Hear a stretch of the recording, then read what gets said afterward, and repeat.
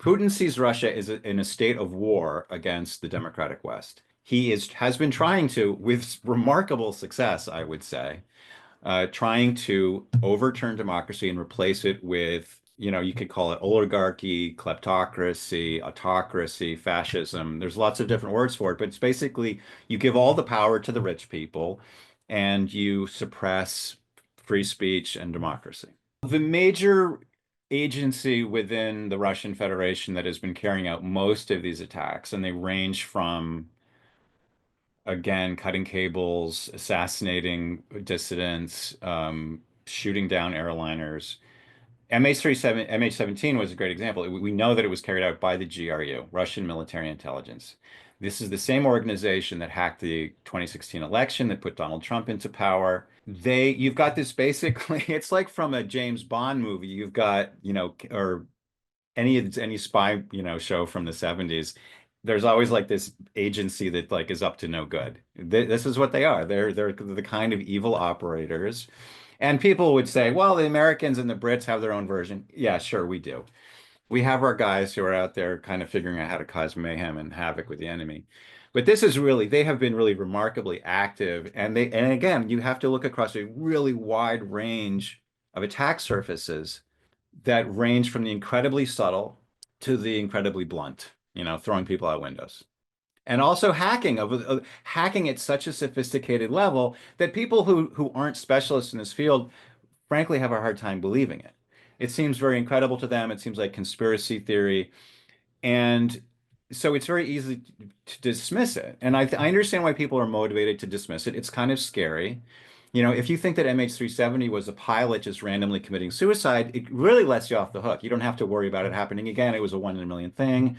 There's nothing you can do to defend against it. If you admit the possibility that MH370 was an incredibly sophisticated attack by people who are very bad and very good at what they do, you really owe it to yourself to take action. I've been trying to sort of sound the alarm for a while now that we live in a dangerous world, and I think people are really underestimating the degree of danger that exists. And I feel it's somewhat foolhardy to tell yourself that, that noise you hear in the darkness is it's just a branch tapping against the window. There are, bad folks out there. Suffice to say that there's an entire academic discipline devoted to studying the extent to which we're vulnerable. There are organizations that are people who have dedicated their careers. There are many, many systems of which aviation is composed of, each of which has its own degree of vulnerability. And if we look at the Reagan airport hacks that took place in March, there was a paper that was delivered just in August of the year before, where a researcher from Italy explained how it's possible to create these ghost targets, essentially. And then a few months later, something that looks very much like the hack that he proposed is being implemented. The thing to take home is like just as with cyber, I think we all understand by this point that there is a thing called cybersecurity, that systems can get hacked, hospitals can get shut down, ransomware can be extracted from power plants and airports. We've seen this again and again. We know that there are bad actors out there exploiting cyber vulnerabilities. The fact that planes, which are heavily reliant on computers and networked computers, could also be vulnerable, should not be any kind of surprise whatsoever. And the fact that, but you're asking like, well, how big is the potential threat? The entire system is potentially vulnerable. Just like every bank is potentially vulnerable to being hacked. So banks have defenses, right? Hopefully multiple layers of defenses. What people need to know is that modern planes have dozens of computerized automatic systems that carry everything from landing in the fog, to avoiding collision, to measuring the distance to the ground when you're coming into land. There's just many systems, each of which has kind of been developed independently. They tend to vary from they were developed in different eras, so they have different degrees to which they are digitized and secured. There are many thousands of people who get up every morning, put on their pants, go to work, and address the issues of cyber vulnerabilities for aviation specifically. And I think honestly, we're seeing dangerous actions that are intended to not cause mass casualty events. The danger, and this is what the Biden administration was specifically Yeah. concerned about, is that sloppy gray zone warfare could result in mass casualty events that then put you on the lip of a hot war. The Russians shot down MH17. Yes. That has been established by a court of law in The Hague. I think the analogy to go to isn't 9/11, it's MH17, and to say, and MH370 if you want, are we going to see more MH17s that are perpetrated not through missiles but through cyber attack? I think that's the phrasing that I think people should get their head around. Right. If you have a Right. plane full of people that are being attacked, listen, you're not supposed to turn your cell phone on during a Mm, flight. Why? Do they think the plane's going to blow up or the engines are going to turn off? The plane's going to fall out of the sky? No, they mm, don't want interference that could be dangerous.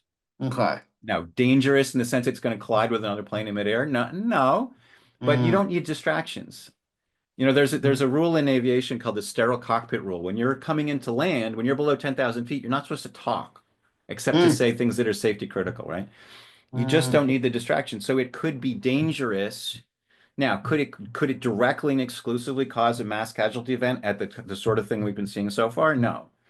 Could mm, it be a contributing factor in a mass casualty event? Yes, absolutely. Could they escalate yet further and do something like spoof an ILS signal to mm, cause a plane to crash on landing in instrument conditions?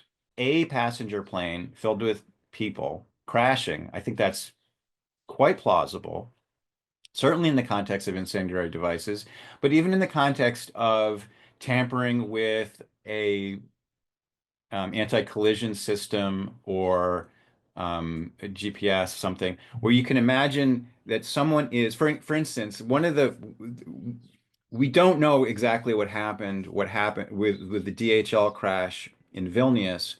Plane was coming into land under instrument conditions and it landed short of the runway. This is similar to a spoofing scenario that was investigated several years before.